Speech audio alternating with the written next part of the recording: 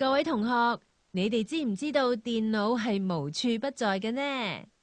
其實電腦喺我哋日常生活入面係無處不在㗎，佢哋令我哋嘅生活變得更加方便、更加美好。我哋而家一齊嚟睇下電腦點樣幫我哋改善生活啊！各位同學，請攞出智能學生證出嚟簽到啊！知道。而家唔使用筆簽到，真係好方便啊！呢個智能煮食爐真係好用啊！佢唔單止識得自動控制唔同嘅油溫，仲識得自動熄火。咁我以後整嘢食就變得更加簡單方便啦。小聰，啲衫洗乾淨㗎啦，快啲幫手拎出嚟晾乾佢啦。知道。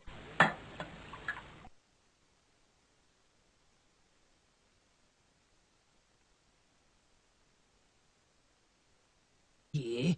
呢個時間太陽差唔多落山㗎咯咁不如我行去開盞燈啦。喎。唔使，我哋呢盞智能燈係會喺6點鐘自動着㗎。係喎，點解咁神奇嘅？因為佢係一盞智能燈，我哋仲可以用呢個 app 嚟到控制燈光添。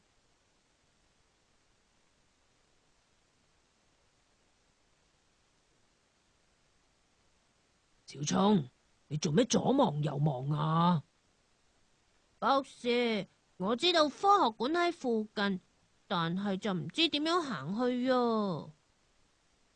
用智能電話搜尋下個地址，然後你用地圖、定位系統同埋導航系統，就知道點去啦。隨住電腦嘅發展，而家好多電器都加入咗某啲電腦功能，例如智能讀卡機、智能煮食爐、洗衣機、智能燈、智能電話等等。